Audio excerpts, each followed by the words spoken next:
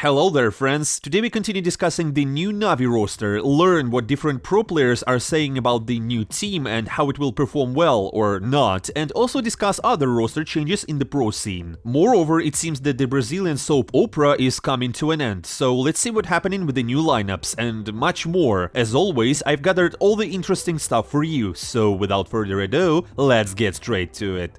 Surely we will start with the most hyped topic that everyone is discussing, the new Navi roster. For those who just woke up, the Born to Win have switched to English communication. Aleksib is now leading the team, and instead of Perfecto, Electronic and NPL, IM and JL joined the lineup. And speaking of the latter, there will be a lot of content featuring him. He looks very much like Zeus, not only in appearance but also in the way he is open to the audience and gladly provides content himself.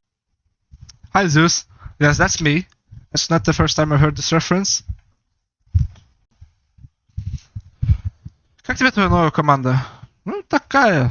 Тир 3-4. Хотел бы побывать в России? Не отвечаем на вопросы такие. Бро, ждем в Киеве. Буду. Привет, когда позвали в Нави, ты сразу понял, что хочешь туда или еще думал? Честно? Нихуя не думал. Конечно хотел, это Dream Team. Dream Org. Simple said bootcamp starts tomorrow. Maybe for him, but not for me. Fuck, he kicked me already, for fuck's sake. What do you think about Aleksib?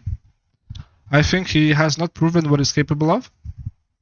And as far as I know, he has improved a lot as in-game leader, and with the right pieces, I think he can complete the puzzle.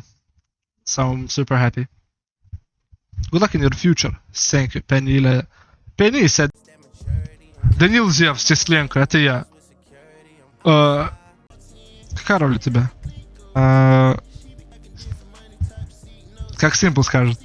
Да, Сега, Слакери. Слушай, почему ты не капитан? Рано еще.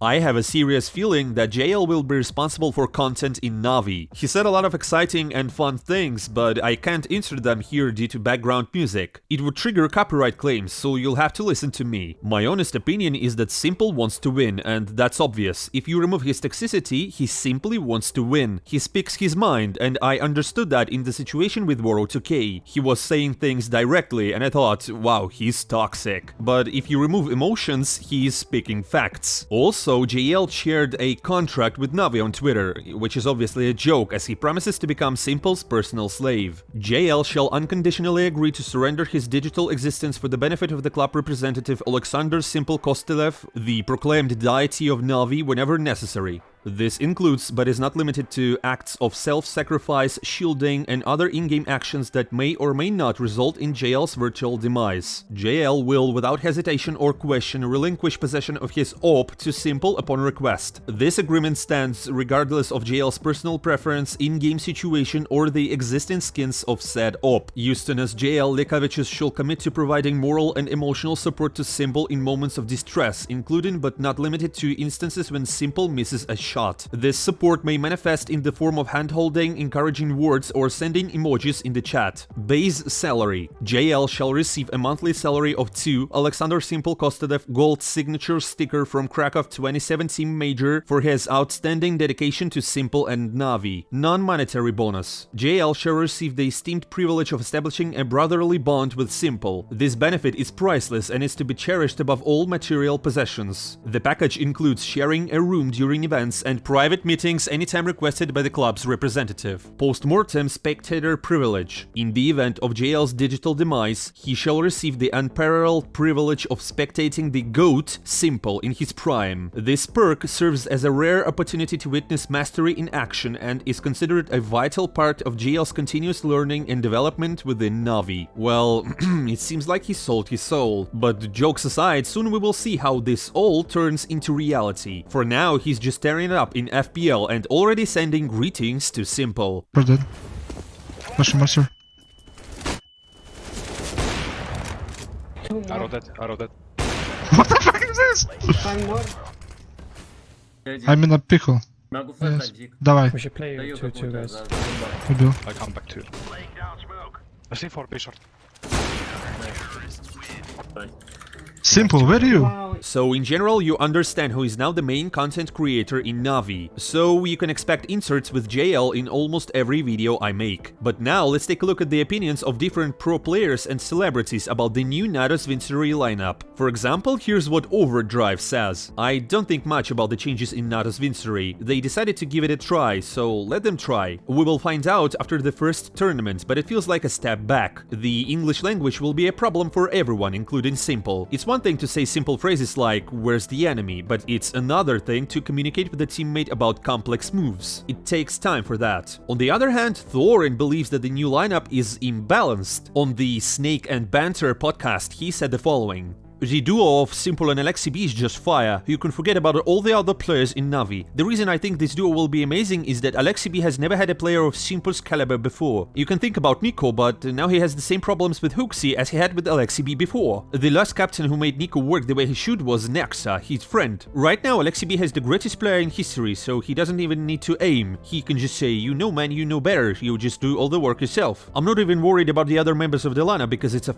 dream. Aleksib has never had a player like this before. I think Aleksib is underrated as hell, and Simple is the star that will bring all the pieces together. I'm ready to take back my words if for some reason Aleksib doesn't make it work. Maybe he won't be able to handle a big ego. But right now, this is a dream duo. And the legendary ex-god, Dosia, believes that there simply weren't any other captains on the market. Navi can either play well right away or poorly. There are too many factors that can influence their performance. Undoubtedly, all the players are strong and have shown themselves as stars in their respective teams. But how they will perform as a team with Simple is unclear. Aleksib is a good European captain. Why him? Probably because there are few very good captains that can be bought from other teams. Here's what another major champion, Adren, says. I personally don't like the new Navi lineup, but they have always found a way to reach the top. I think this is not the final lineup. The core of players will still change. I'm not a fan of Aleksib as a captain, whether in G2 or NIP, but maybe the synergy between Blade and Aleksib will yield results. We just have to wait. Patience and motivation to the guys. And finally, Banks, probably the most dedicated Navi fan, believes that this is a top lineup.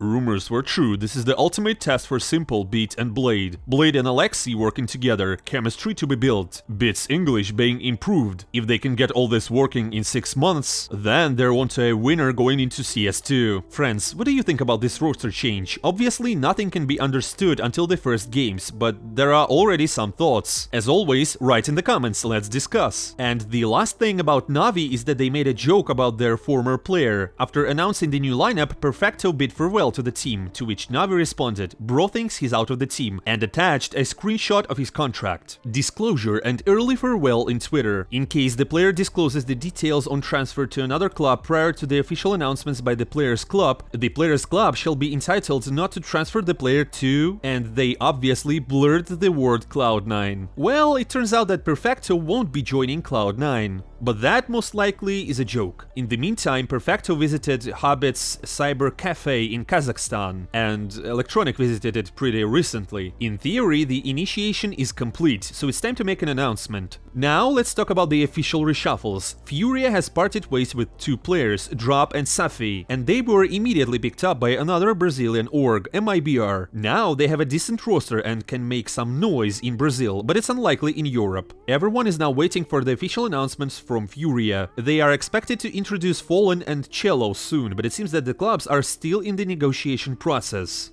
Another official news is that Mouse has let go of 2 players at once, Dexter and JDC. Now the club only has 3 players, but it's clear that it won't last long. Most likely there should be an announcement of His return soon, who will become the new captain, and another player. Considering the number of free agents in the pro scene right now, finding a 5th player shouldn't be a problem. And finally, regarding official announcements, the first CS2 championship will take place on July 8th. It's a mini tournament sponsored by SteelSeries, and FaZe will participate as a partner. They might invite other hyped teams as well, but it hasn't been announced yet. Honestly, it's great news that we will be able to watch the first championship in CS2. By the way, on the very same day, there will be a show match featuring the new Navi lineup and Vitality. But now let's get back to rumors. Nell dropped a huge chunk of inside information that there are going to be changes in game religion and into the Breach. Volt and Manx will replace CUE and IM, and the British team will acquire Neofrag and Amanek. These are not confirmed transfers, but rather indications that the clubs are interested. They made some money from stickers at the major, so they can invest heavily in the team. By the way, they also revealed how much players earn, and the sums are certainly mind-blowing. Here's what World2K says. $500,000-$600,000 is probably the real amount if you win the major. The sums are very large. It all depends on which capsule you get into. Not everyone will buy the Legends sticker if weaker teams are playing there. The organization takes a very small percentage, 1 or 2.5%. Teams earn the most from souvenir cases, not capsules. All teams have a percentage from all souvenir cases. Did Monte make over $200K? Yes. All professional teams have an agreement with each player on how much they receive in percentages for the major. You negotiate these things with club during the contract signing. Now, here are the numbers provided by a former MIBR manager. The revenue from stickers can amount to $2 to $3 million. On average, this amount ranges between $800,000 and $1.2 million. I've seen a team receive $1.4 million from a single major, but as Coldzera said, it all depends on the status of the capsule. The difference between them is around 15-20%. In the worst case, a team will receive from $800K to $1.2 million.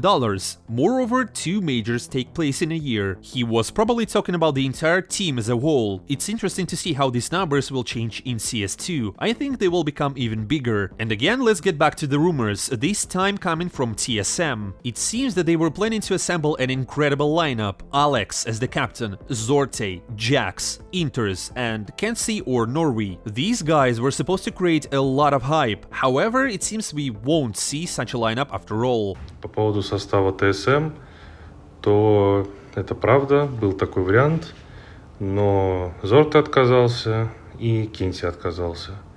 Предлагали даже, что вместо Интера за Норви возьмут, чтобы Кенси пошел, но они все равно отказались. It's interesting that this information comes from Jonas, who has received a lot of hate in the past. Personally, I'm not sure how to feel about such inside information because many of his words often don't come true, but there are also some that do, like Aleksib joining Navi.